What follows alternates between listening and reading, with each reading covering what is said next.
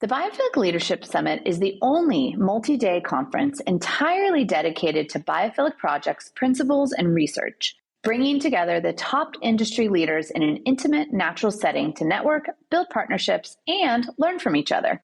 This year's summit will explore biophilic placemaking and how we can use biophilic principles to promote health, happiness, and vitality in public spaces. In addition to fascinating presentations, delicious farm-to-table meals at Serenbe, and cocktails, this year's summit will feature a selection of biophilic experiences like forest bathing, bird watching, and more. So join us in Serenbe for the 6th Annual Biophilic Leadership Summit from March 24th to March 26th, 2024. Learn more about the summit and register today at biophilic.summit.com. That's biophilic.summit.com. We hope to see you there. Hi, Jennifer. Hi, Monica. How are you today? I'm great. How are you doing? I'm great. I see that you're in the beach tent right now for the weekend. I'm back at the beach tent, spending some time with my parents. I love it. All right. Tell us who we are talking to today. We sat down a few weeks ago with our dear friend, Jasmina Aganovic. Jasmina is an MIT-educated entrepreneur and a beauty specialist whose work focuses on harnessing the power of biotechnology to develop personal care products. After getting her degree in chemical and biological engineering from MIT, Jasmina worked with well-known brands like Fresh and Living Proof before going on to found the skincare line Mother Dirt, which uses naturally occurring bacteria to cleanse and treat the skin without stripping the natural microbiome. Currently, Jasmina is the entrepreneur in residence at Gingko Bioworks, a leading biotechnology company that uses cell programming to increase the use of biological innovation in industries like beauty, pharmacology, and even food. It's really so fascinating. And Gingko has been harnessing the power of biology with naturally occurring phenomena in their work, and it's very timely as well. They kind of call themselves an organism company, which I love. And as we learned from her, Gingko recently partnered with Moderna to ramp up their vaccine production, which of course is so vitally important right now. Absolutely. We spoke to Jasmina about everything from vaccines to research and innovation in the beauty industry and why biology is the ultimate technology. I love that. I think that should be our title. So she's super cool and really takes these tough scientific concepts and makes them totally digestible and easy to understand. So let's get to it with our interview with Jasmina. Good morning, Jasmina. How are you?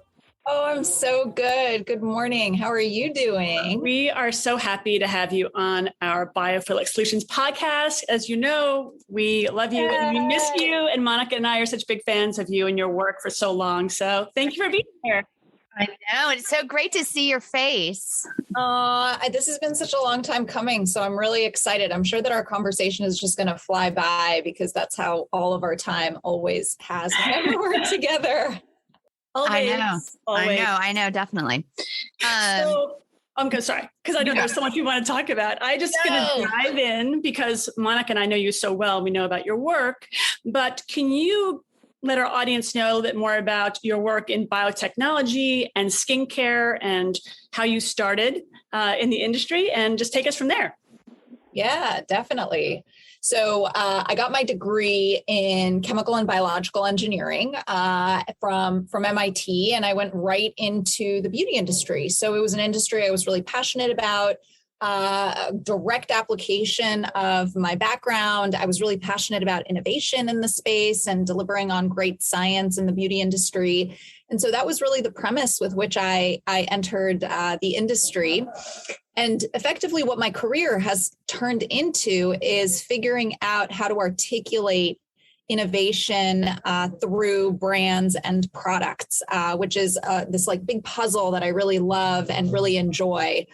And it's been a huge learning experience. I mean, I think especially even in this time now, when we think about science and innovation, it can be so intimidating to people and sound scary sometimes. And particularly in the world of beauty, it's such an emotional, evocative, and creative space. So I think that further necessitates a need to bring things to life in a in a very different type of way. But a couple of my recent experiences, I've been at early stage companies, oftentimes launching them and bringing them to life.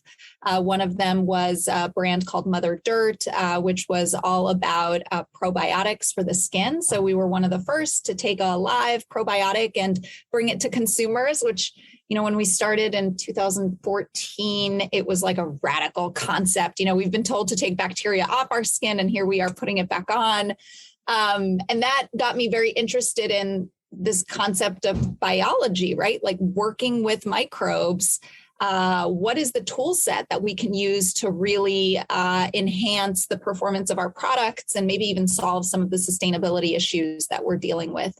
And so that is ultimately what led me to my current role as an entrepreneur in residence at Gingko, where I'm working with Gingko as this powerful biotechnology company to think about literally how we use biology as technology. And that's been effectively the last 2 years of my career, and still looking to do something in beauty and personal care. Well, and it's interesting because last time we were together, you said something to me about sort of the history of, you know, sort of innovation has really been around, I think you said around physics and chemistry, but really it's about biology as this sort of original technology that creates living machines. And I'm butchering you a little bit, but something about that really struck me as that the future of really thinking about how biology and how important it is to think about nature and the DNA and all these sort of like,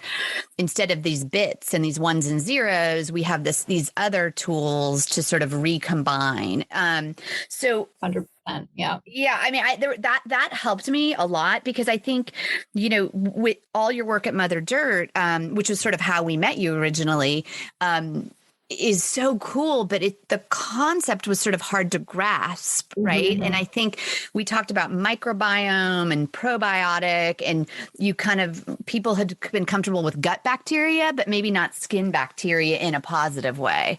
Yeah. So I feel like communications is hard with a new concept. Yeah. Now look at the industry now. Like since when you created, now everyone's talking about the skin's microbiome. So yeah.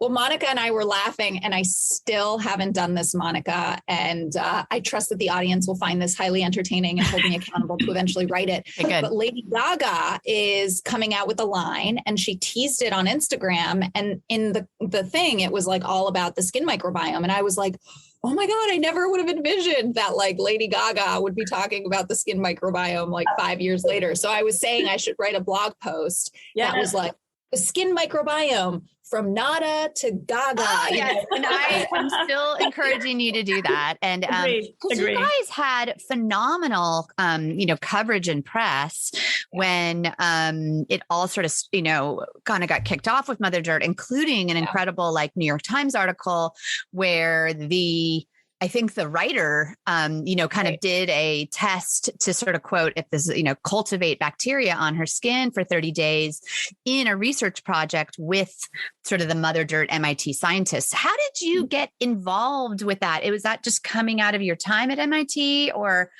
I mean, it's so cool. You don't think of MIT bringing out sort of a personal care line. And how did that come to be?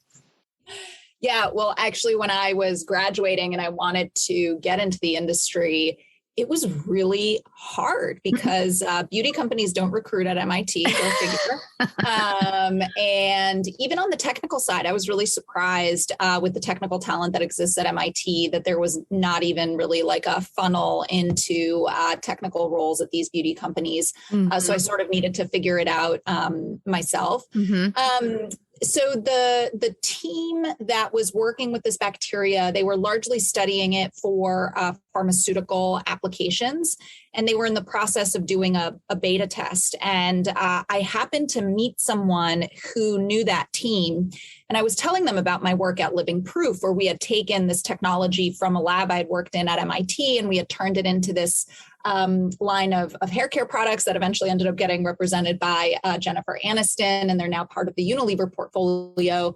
But they were like, oh my gosh, our friends are doing this really cool thing with bacteria, like you should talk to them because I think that they want to do something to help consumers understand how important microbes are. And so that was ultimately how I got connected to them. And the thesis, as we started discussing, was, hey, can we use products to start a conversation with people? And so, and I think what I've learned through like many of these experiences, and I think the reason I'm so passionate about consumer products is because it's one thing to have a conversation or to read words on paper. It can, of course, be moving and be thought-provoking, but it is an entirely different experience to have a product that you use that can fundamentally change your mind. In the case of bacteria, what we heard over and over again from many of our users were these like intense struggles with their skin.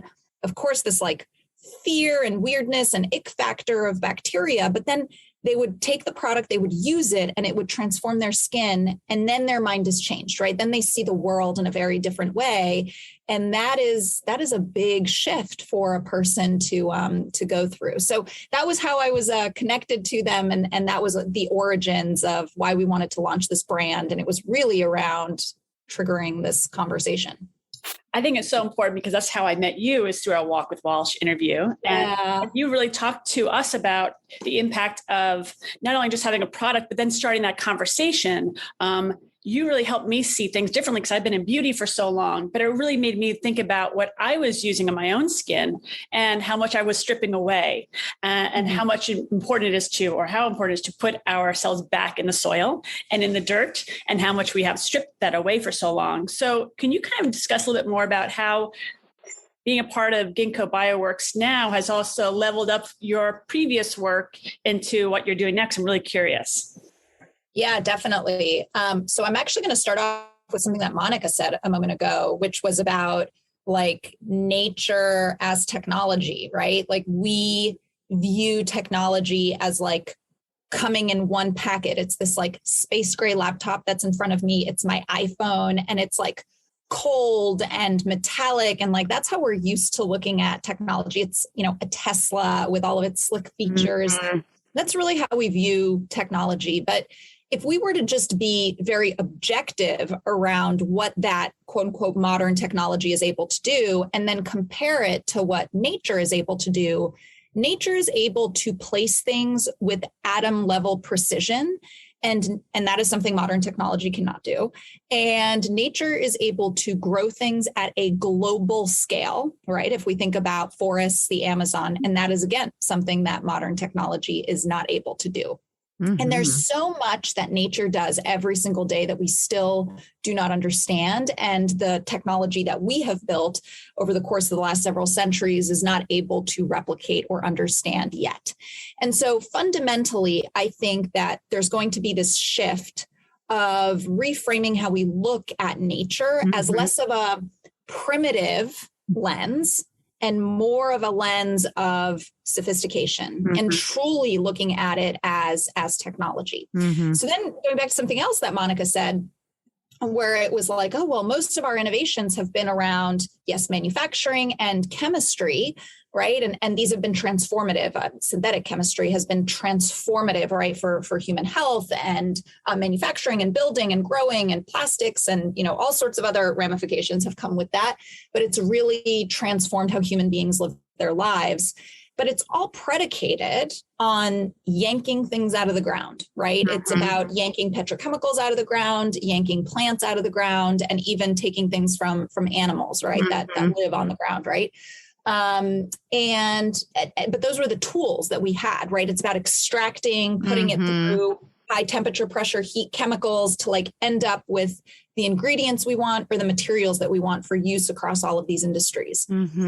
Well, what's amazing about nature and biology, and the whole reason biotechnology is sort of this field of intense high opportunity, is because we can stop that cycle. And we can effectively say, what if we brew these things with precision, with purity? What if we use the same thing that makes sourdough rise and our beer brew, and we direct it to grow these things that we want so we don't have to extract from our environment anymore? And that is something that nature is uniquely capable of, right? Biology can do things chemistry can't. It can self-replicate, it can repair.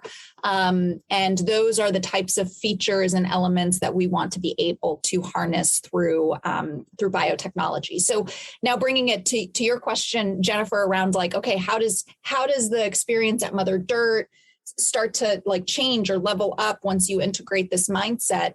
Well, if we think about changing first how we source our ingredients, that's like a powerful concept, right? So to no longer have to like extract like we have been from the environment. But two, what if we can fundamentally change how our products perform and what they do so that we're harnessing, that biology that exists on our skin through our skin microbiome? We're working with our biology and we're harnessing some of these unique features that biology has that you can't replicate with chemistry. So effectively what we're looking at is how we can create a new tool set for this industry to start to build different types of products and start to unlock hopefully new functionalities and stories. Well, and Gingko isn't like a consumer personal care brand company. Right. They're really the innovation engine, if you will. And I think still the entrepreneur in residence. Is that still the title that you have? And so tell us a little bit about Gingko, because I think what's interesting for the audience is there is amazing work that you guys have done with some of the vaccines recently, which I think is really interesting just to sort of touch on and talk about. To what you're talking about, these sort of potential biological products that could be used in personal care that you and I talked about when you were last here, that, maybe were, the little more interesting from a consumer side, but, we are the recipient of that vaccine. So can you, I guess, tell us a little bit about high level Gingko, because you got a lot of things going on there. And then tell us, because I'd love to talk about the vaccine a little bit, and then I'd love to talk about personal care. So absolutely. Your role too. So Gingko is a platform company. Means that they do not aspire to be the expert in any industry, right? They don't want to be the expert in agriculture. They don't want to be the expert in food. They don't want to be the expert in pharma. What they do want to be an expert at is biotechnology. Mm-hmm. So their mission is making biology easier to engineer. Mm-hmm. So what does that mean? The example that I give that is probably the most relatable to everyone is around insulin. So let's talk about how insulin was sourced once upon a time for diabetics. It was sourced from actual pigs. Mm-hmm. And there were lots of problems with this, not only ethical issues, but also purity issues. When you're extracting something from an animal, there are things that you cannot remove that could elicit a reaction in the ultimate patient or person. And so Genentech is a company that ended up pioneering the development of insulin through fermentation. Mm. So they used a microbe. They took basically the DNA sequence of what encodes insulin, and they created a microbe that is able to ferment insulin with purity and consistency. And this was transformative for the treatment of diabetes. So massive change in the quality of life and also in the creation of this as a product. This was several decades ago. And this is, of course, only a pharma product, highly expensive, highly risk intensive, but that was the early stage of biotechnology, being able to do things like this. So since then, these tools have matured and progressed to the point where costs are starting to come down and speed is starting to pick up. So if you think about, you might have heard about the Human Genome Project. It was about sequencing the entire human genome, and it was done it was complete in, I think, around the 2010 era. Mm-hmm. It cost over $1 billion to do. It was so expensive because the cost to read DNA was really expensive. And then on top of that, if you wanted to print DNA, that was really expensive too. So all of this was cost prohibitive. But in the last 10 years, the cost to sequence DNA has come down massively. So today, if you wanted to sequence the entire human genome, not only would it not take many years to do, it would cost $1,000. Wow. And so that as an advancement, right, those massive orders of magnitude start to open up entirely new possibilities around how we can use this technology, how we can use DNA sequencing, how we can use DNA printing, how we can use fermentation, how we can use all of these things opens up entirely new possibilities beyond just the world of pharma. And so this sets the stage for Gingko. Basically, Gingko is thinking of, okay, how do we put all of these things together in the most powerful way possible? And so what Gingko has created is what is right now basically a 200,000 square foot set of foundries, and they've put everything under one roof. And so they've pieced together all the machines and robots basically that sequence DNA, that write DNA, that stitch DNA together, that grow the organisms, that ferment them, that measure what those organisms are doing, and all in high throughput. So if you were to see our foundries, you would say, wow, like there aren't that many people in there. And that's actually kind of the point, because all of these things are being automated. So even in that example of insulin, it was manual. It was a person or a group of people pipetting things to go through this whole process, this, designing the DNA, putting it in a yeast, fermenting the yeast, measuring what it produced, and then changing things and just iterating over and over again. But Gingko is effectively setting up their platform to do everything in high throughput so that you can do thousands of iterations or hundreds of thousands of iterations with really large speed. And so this is this platform that we talk about, right? They just want to be experts in all of these pieces that will be required for these industries, but they don't want to be experts in industries like individually. So I can talk about like the vaccines and the work that Gingko did with Moderna in a moment, but like hopefully all of that makes sense, and I can go into more detail. You've done a great job like laying it out, because I think it is a very, or at least it could be a very complicated idea. So no, you've done a great job. Thank you. Okay. I understand it. Cool. Yeah. So that's like Gingko as a platform. So if we think about standing up entire industries on a new supply chain, right? So a great example of this is food. Right. So what if we're able to reduce our reliance on animal husbandry, right, which contributes to carbon emissions and also has ethical issues? What if we're able to start fermenting animal proteins, and not just those proteins, but also the taste elements that come from that are uniquely found in animals? What if we're able to do that? Well, food companies don't know much about biology, right? So here quickly you can start to see why Gingko is focused on building out their platform, because they want to be able to do the biotechnology work to enable industries to make these shifts, rather than requiring that a food company, right, like Kraft, needing to like set up fermenters and DNA sequencers. It doesn't make sense. And because the field is also so young, it's constantly evolving. And so it becomes highly resource intensive, not only in terms of the people you need to hire, but the equipment, which is really expensive.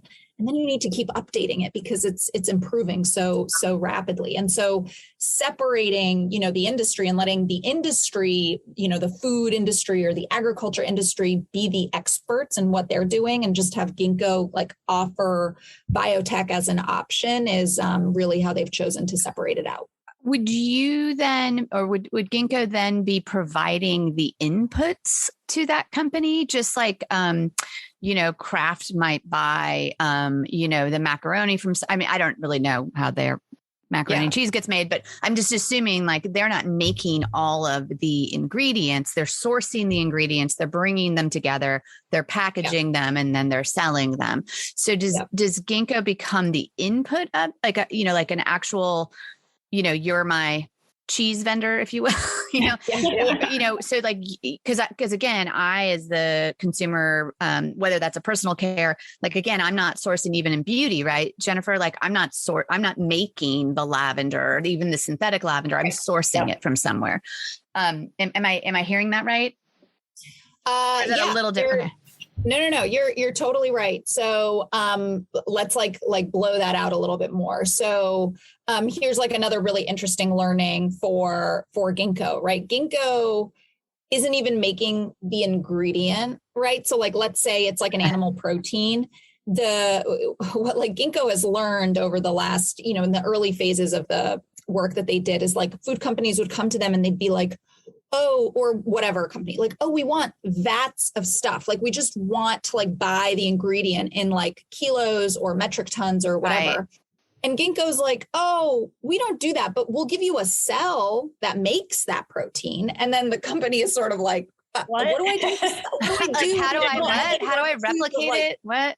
But like, isn't that amazing? Yeah. Right. So instead of going to a field and like sourcing this as an ingredient, you get like a tube with something that can like grow it if you ferment it. And so this actually is a great question because it points to how Gingko intersects with the industry. Mm-hmm. And so Gingko is effectively trying to enable the supply chain of various industries. Okay. And so in the case of personal care, so that's kind of, if I were to launch a company built on top of the Gingko platform, I would be the one that would be responsible for, taking that cell, fermenting it, making a bunch of stuff, and then understanding how to formulate with it, how to do the application development work so that when I sell it to someone, let's say Estee Lauder, the people at Estee Lauder know exactly how to work with it to make sure that it performs in the way that it's supposed to. So it's just that like in between step you guys, as an ingredient supplier. So you guys might be incubating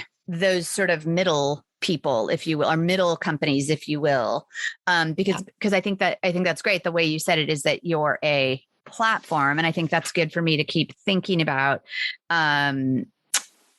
And then somebody else is going to have to sort of figure out how to formulate it. But then Estee Lauder or Kraft is going to purchase from the formulator, if you will, which in a weird way is kind of like you guys are providing the seed and then there's a farmer and then there's somebody. There's the R&D team, correct?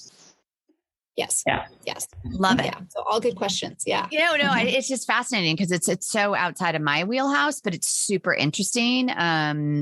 And I love the idea of MIT, birthing these things. So as the entrepreneur in residence, so then what's your role? Okay. So beauty has a long history with biotechnology, actually. And it isn't like really talked about, I think, because it's like not particularly sexy in the way that it's been used. But I think the timing is really important right now to kind of bring it to the forefront and start to use biology as a catalyst for a shift in the industry. So what are some examples? Hyaluronic acid is from biotech, right? It actually used to come from roosters. That like red thing on roosters, which that's Theron B. I know my rooster buddy over there. We did not extract anything from him. No. So that is where hyaluronic acid used to come from. Okay. And actually in the 80s, when the animal rights movement started to pick up speed and PETA was formed and all of that, the industry was like, ooh, we need to find an alternate source. This is a really important ingredient. Mm. And so they turned to biotech and they used a yeast to be able to make this hyaluronic acid. And the thing that I will point out that you cannot do with roosters is make many different types of hyaluronic acid. So what has happened with hyaluronic acid over the last 20, 30 years is that not only do we have a non-animal sourced one, but scientists have been able to study different molecular weights for different properties. And that is why hyaluronic acid is so ubiquitous, because you can use a certain molecular weight for moisturization. There are different molecular weights used for things like injectables and fillers. And so it's really created a whole new world of opportunity that wasn't really accessible when we were sourcing it from animals. But that's a great classic example. But there's also other less sexy ingredients like lactic acid, some proteins and peptides that are used that come from biotech, but they've largely been used as replacements. There's also squalane. So that there's a brand called Biossance, and they're part of a biotech company called Amyris. And so they also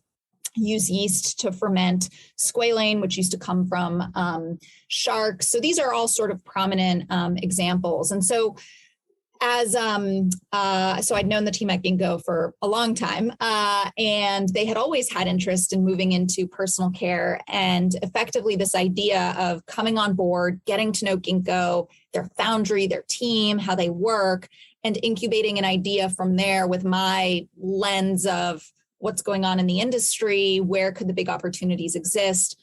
That was effectively how that emerged. So I've been doing that for a year and a half, going on 2 years now. And effectively what we are planning to do is launch a company that will be an independent standalone company. And we will be using Gingko for their incredible platform, but we will be doing application development and performance validation work around bringing biology first based ingredients into the market. And then do you think out of that will come a consumer facing line? Or again, do you see yourself as more of creating those formulations that can be sold?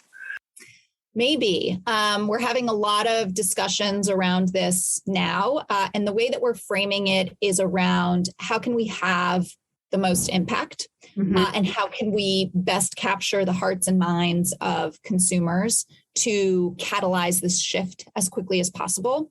So it may be one, it may be the other, it might be a mix of the two. I guess you're just going to have to wait and see. I know. I'm very excited.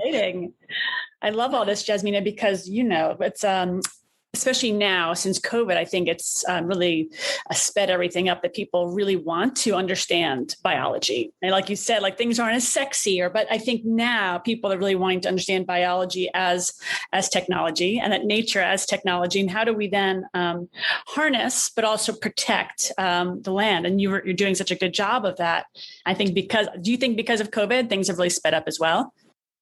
I do. Yeah. I think, it was hard trying to finance this like new business, right? We were pitching it to investors and then the world shut down.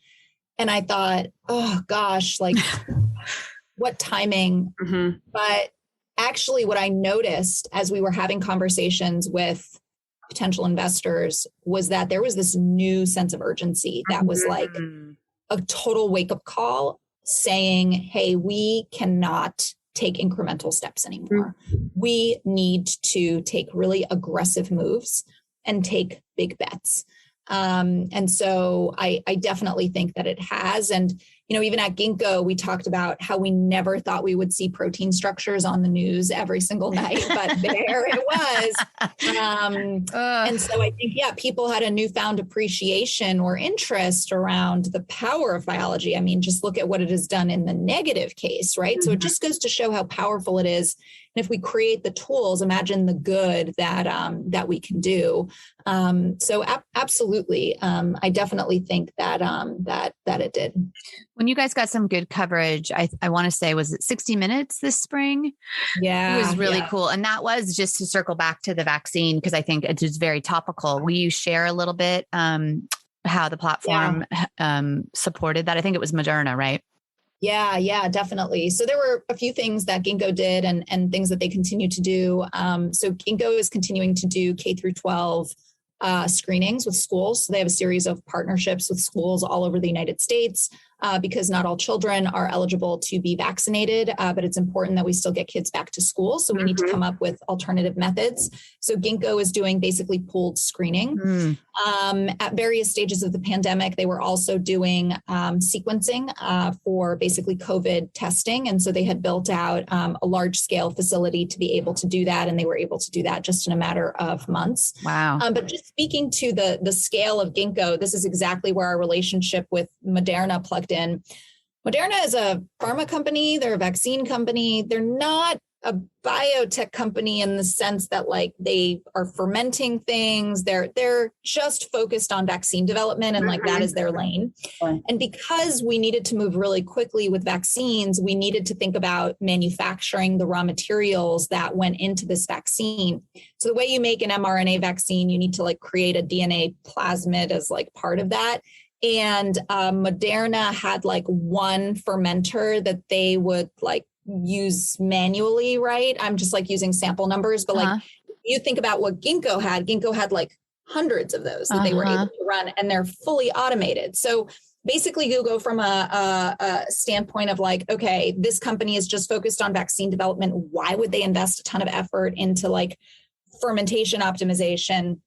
So you go from a manual singular model to like hundreds and things that are fully automated. And so Gingko was able to work together with them to rapidly scale up how they would be able to manufacture this. And so I think the ultimate outcome was that the output of Moderna's manufacturing was like 5x what it was. So that meant that they were able to do one manufacturing run that produced 5 times as much material, which is basically, you can imagine the increase in speed and being able to do that. So that's something that, Gingko is really proud of. So as they should be. I mean, and that's the crazy thing that I think we became all too familiar with is it wasn't just like, we have a vaccine and now we just need to get it out. It was like, there are a bunch of raw materials from the glass vials to all of the inputs that go into it that need to be created. And even if we had all of those, a lot of times we didn't have the factories. And then obviously, people was another factor, right? And we're still seeing that supply chain and people, workforce issues. So I think that that's sort of fascinating and something that, again, I personally had no concerns with or had any thought of. But now, we have houses that are, a show house that's coming in that couldn't get windows because the aluminum wasn't there. And then I have another place that we can't get our beds in to start booking people into a new retreat space because there's no foam. There's a foam shortage, let alone there's nobody to like pallet and pack and all these things. So I think it's a really interesting that we just think, oh, there's the answer. And it's like, no. It's a much more complicated thing. So it's super exciting that you guys were able to do that. Yeah.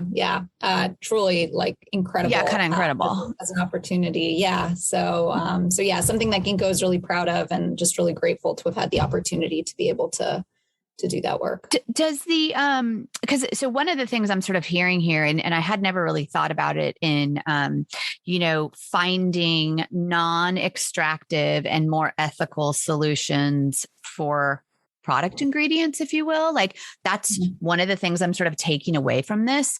And as somebody who likes to think of myself as being thoughtful in those things, we try harder and harder, like Jennifer says, to look at the ingredients, but half the time we don't know what they are. And half the time we don't even know if are they chemical based? Are they synthetic? Are they like, I don't even know sometimes what's good or bad. Can you talk a little bit about sort of like where you see the consumer conversation going, that brands can talk about, because some synthetics are great.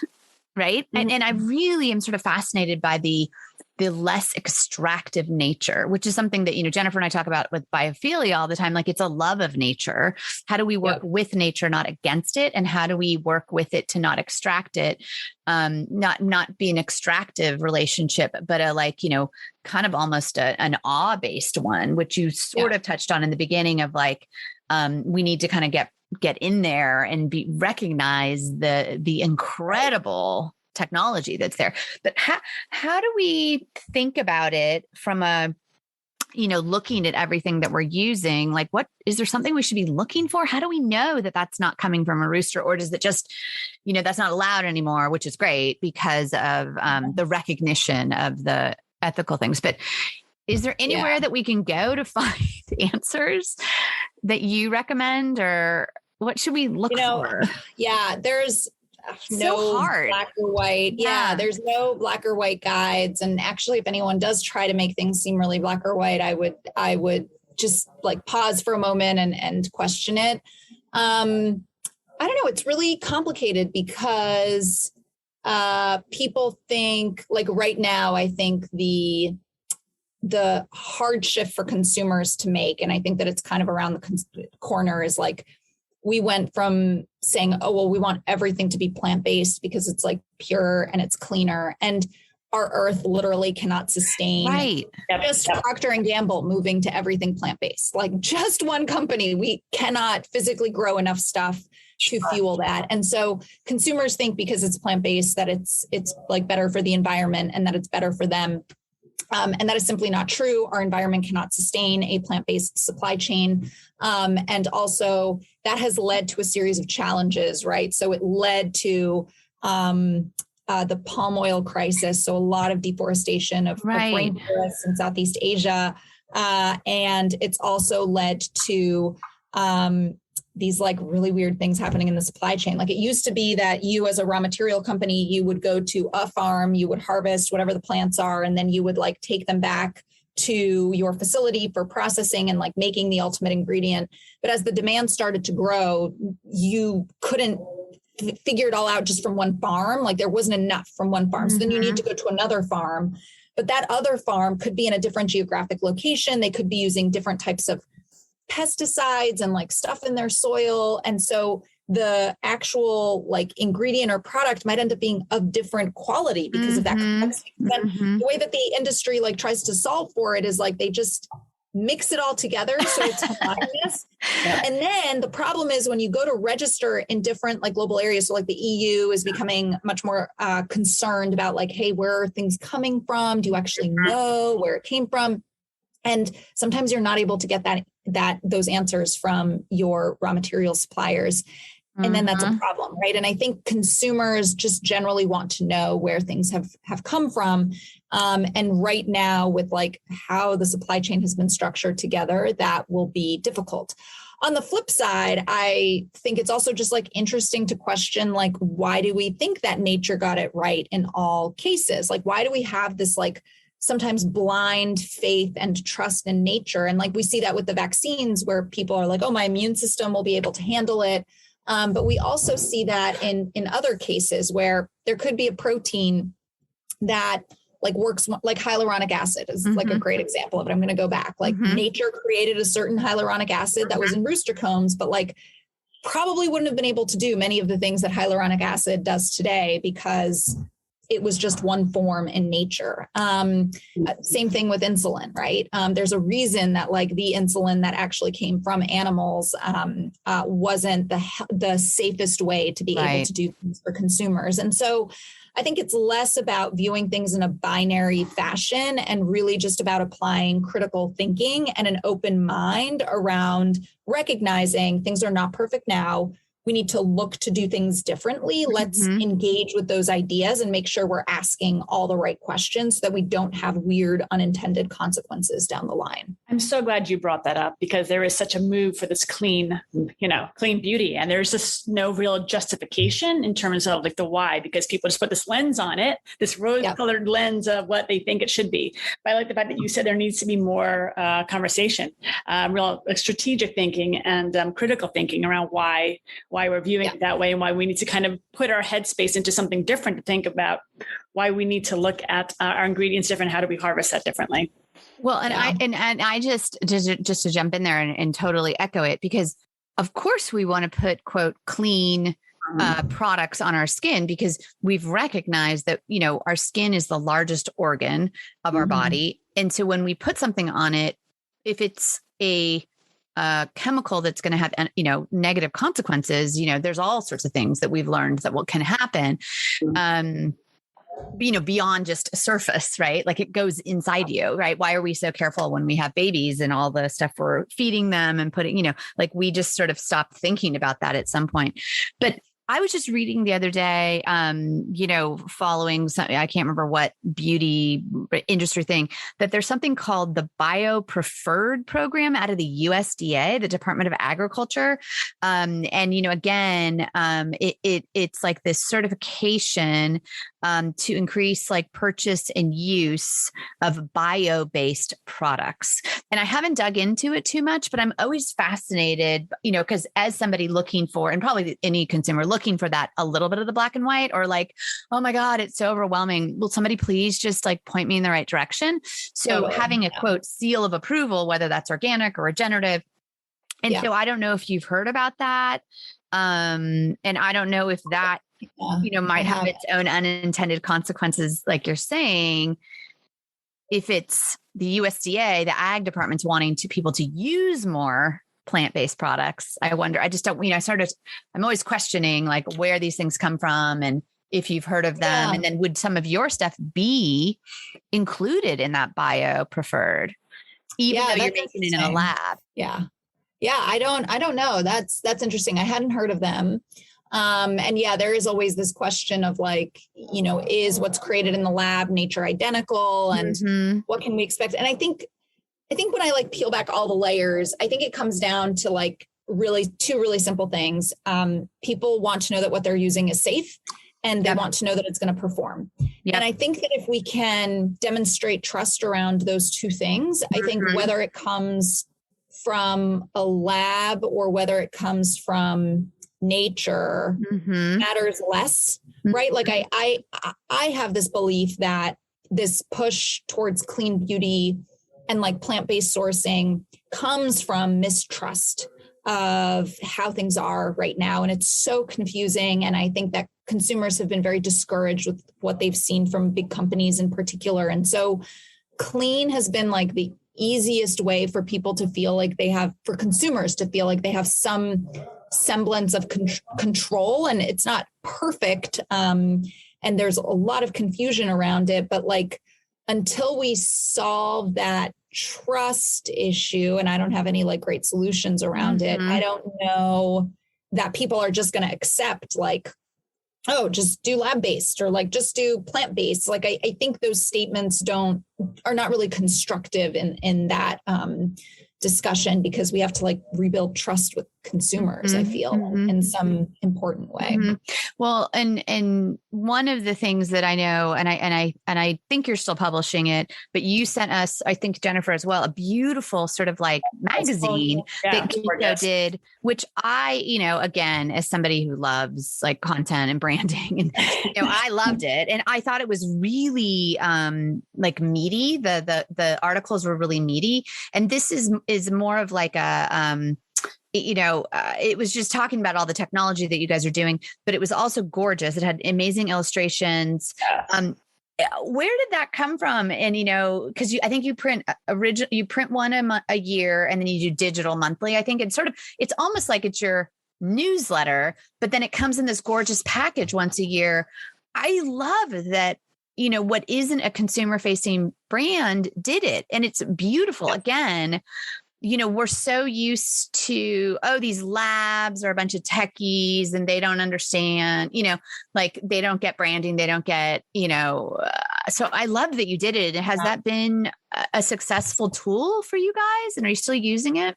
And we'll put a picture of it in the show notes. Yeah. Yeah. And, something that we're super proud of. So the magazine is called Grow. And the URL is growbyginkgo.com. And that was actually very much an idea from the creative director of Gingko. Her name is Jasmina Aganovic, wonderful, brilliant, amazing human. And then one of our other colleagues, Grace Chung, who really was like the ringleader around each issue. And so, why did they decide to start doing that? Well, very interesting, right? People think about science happening in a void. And I think that a lot of scientists are like, oh no, I'm just here to do the science. I'm not responsible for, what happens out in the world and like how it's talked about. I'm just here to do good science. And well, we've seen how problematic that is, right? Scientists have to take responsibility for how things show up in the world. And also there's this like false narrative that is like out there that like, oh, science is not political and science isn't about philosophy, and science is because like scientists try and simplify things to these like factual evidence-based things. And that simply is not true. And so that is what this magazine is specifically leaning into. It is specifically leaning into the gray, the gooey, the unknown complexity of where science and politics intersect and the positive and the negative around it. ethics and philosophy and like sci-fi. It's not meant to be about like the science specifically. It's meant to be about all of the other things that aren't discussed enough. Mm-hmm. And so they'll do cool things in here, like mashups, like an interview. So they did an interview between me and this incredible artist who named Ani Liu. I mean, her work is incredible. She uses biology to make art. Yeah. She's done incredible things like, oh my God, this is like the first one that popped into my mind. And it's like kind of not safe for work, but basically she created this, I think it was called Laboratory of Longings. And she was curious how plants would grow based off of like pheromones and like other biological components that are like really powerful for humans. And so she had people have sex and sweat, and then the sweat watered the plants. And she was just like curious what would. Wow. Okay. I love it. And then she would, ask questions around, like when she had a child, she thought that the bond that she formed with the child was like so fascinating. And then she tried to simplify it down to the science of like what's happening from a chemistry standpoint in your brain. And she was like, can we harness that to feel that level of bond with other things? And so it's just such an interesting way of seeing the world. And so we did an interview together. The theme of that issue was about beauty. And so there was a lot of looking at nature around birds and beauty associated with birds and how that was tied into evolution and how that like took a weird turn into eugenics and how that was like messed up. And so it's just very unexpected, I think, all of the pieces, but extremely important, I think, to Gingko and their culture around making sure that people are, that we're not making, mistakes that I think like the tech industry made, right? Which was that like, oh, we're just a platform. We're not responsible for how it's used. And we've like seen how that's played out. Gingko specifically wants people to feel like they are invited in and that they are welcomed to it. And that we're thinking about all of these fringe points and edge points. You make science beautiful. It's a combination of, it doesn't have to be cold and something separate then, but science can be beautiful and can be interwoven into all of our lives. So how do we think about it differently? And when Monica's just talking about the book or the magazine, it is so beautiful. And like you just said before a second ago, is feeling. So beauty and nature is all about feeling, and you're really kind of connecting those dots so wonderfully for people to kind of be educated without feeling like they're being overeducated, like they're not being thrown like words and things that they can't kind of accept or understand or learn more about. It's not this like high level. It's more like a weaving of the stories of the why, which makes it really beautiful and approachable, I think. Well, and I think you're a great example of that, Jasmina. You're as a woman, right, who, went to MIT, right, chemical, right, and biological engineer. Exactly. You whether you want to be or not, you become a phenomenal role model for not only more women, but people in the beauty industry or personal care industry who may want to get into this world to be inspired to go the route that you've gone, right? That there's other ways to get into the industry versus, oh, I'm going to go work at, straight out at L'Oreal to be a product manager. There's these really sort of really interesting science-based ways to get into the industry. So, That's so nice, Monica. I appreciate that. That's very nice. Of course. Compliment. I do want to just share like an interesting observation for me in the 2 years that I've been at, almost 2 years that I've been at Gingko. I realized I was carrying like this immense amount of like almost shame and like guilt, right? Like beauty is perceived as this like superficial, frivolous industry, and actually being at Gingko and just seeing how excited and curious and everyone was that I was working with to like learn about the industry and to see how like biology could be used in it made me even like view almost the value of my work in a really different way. And it also made me realize other things. Like as I like peeled back the layers of the onion, I was thinking about, so feminist rant coming. Go. We love it. I was like, oh, well, I don't know, like people view innovation as like really sexy in so many of these other industries. Like look at what Elon Musk did with the car and like Steve Jobs with like software and hardware. And like, I don't know, why am I having these conversations with a bunch of investors who are like, innovation doesn't matter in beauty. It's like just basically like marketing and packaging. And I just remember thinking like, I just don't think that that's true. So I actually started looking up what percentage of operational budget is spent on R&D across a bunch of consumer product industries. Mm-hmm. And guess which industry consistently spends the least?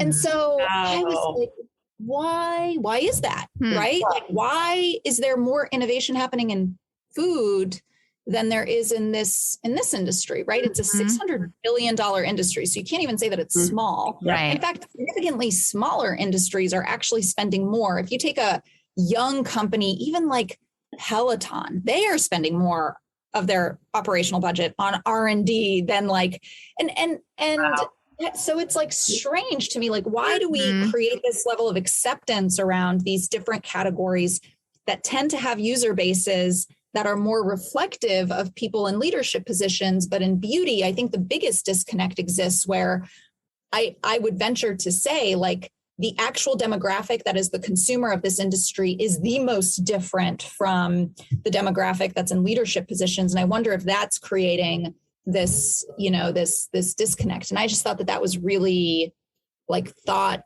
provoking and also indicative of how maybe far off the mark we are in terms of how we're viewing this industry even. Absolutely. I mean, I think you're totally right. And, I could go into a whole of, where a certain demographic is in the leadership position. And so, what things get taken care of, but those needs of that specific demographic, right? Versus these other issues that sort of get pushed off as lesser or feminine or surface. And so I think it's important to bring that sort of female point of view to bear. And again, I mean, as a woman, many times I've gotten the pat on the head and like, isn't she sweet? And, oh, how are you doing all these things? And so that's just, unfortunately, the society that we're sort of live in that is changing over time. But I think the work that you're doing, the work that Gingko's doing, again, from you being the entrepreneur in residence to even just grow the magazine, like those are indicators of beauty is important and female perspective is important and softness and some of those surface things. And I do think that goes into nature because, right, Mother Nature has been this feminine thing that we have extracted from. And, now I'll go into my own little one, like females, women have been the ones who have been, a large demographic that has been, oppressed and extracted from. And, other people have said, this is what you should be doing with your body and, all these things. Right. So I think that we are seeing a shift. And I think with, the understanding of nature and the awe and beauty of what it can do, but, good and bad, right? Obviously we're seeing a lot of, challenges with climate and nature, but, having that awe and having that respect for it, I'm hoping is part of what we're trying to do here. And I know what you're doing as well, because I think I'm fascinated by the idea of like, well, fermentation, even though that's happening in a lab, like we don't think of a beer as this like weird chemical thing that's not natural. So what's the difference between that and when you're fermenting whatever insulin? So I think it's education is a huge part of it, right? And exposure, right? Yeah. So we can discuss more offline. So the audience still wants to listen to us. Yeah. So what's next? Can you, what's next? You're going to launch this new consumer facing product or brand. We'll see sort of if I purchase it or if I'm going to purchase something with your ingredients in it. I think you've been doing some fundraising. Is there anything we should be looking out for? You'll continue to be the entrepreneur in residence at Gingko. What should we be doing? I mean, besides, going to the website and learning more and maybe ordering the magazine.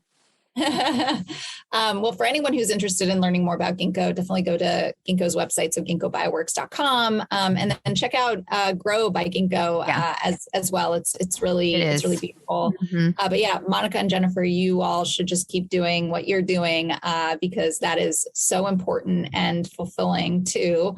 And yeah, on my end, it's really just about moving into actually this new company and starting to untangle from Gingko. So hopefully in a few months, we can talk a little bit more about what exactly we're doing. But we have a few more ducks that we need to get in a row before we start sharing more. Well, and we're either going to have to come find you in Boston or meet you in New York or have a reunion at Serenbe. All three of those things. All three. I'm up for all three. All three of those, absolutely. It's always a joy to see you, but we love seeing you in person too. Likewise. So thank you for your gift of your grace and your beauty and your intelligence to really talk to things that might sound kind of hard to understand. You really break it down for people in such a beautiful way, and your work is so impactful for so many. So we thank you for your time. And your Jennifer, likewise. I still remember that magical weekend that we all had together at Serenbe. It was actually right as I was getting ready to transition into my role at Gingko. So it's just really the full circle moment here is really touching. So I feel so lucky to know both of you. Yeah. Well, now we're in each other's orbits. There's no getting rid of all three of us. Exactly. I would have it no other way. Wonderful. All right. Well, thank you so much for your time. Thank you. So there's so much information jam-packed into that interview. Where should we even start? What do you think was a key takeaway for you? Well, for me, I would say it's really the shift in how we view technology and what technology is. So typically when we think about tech, or at least when I do, it conjures up images of iPhones and complicated computer coding, or maybe even a Tesla. Very sleek and sterile, but really biology and nature is the ultimate technology. And I think that's a fascinating way to look at it. So we have a nature first innovation space. She's doing it in so many fields, or really Gingko is, and it would massively benefit so many of us.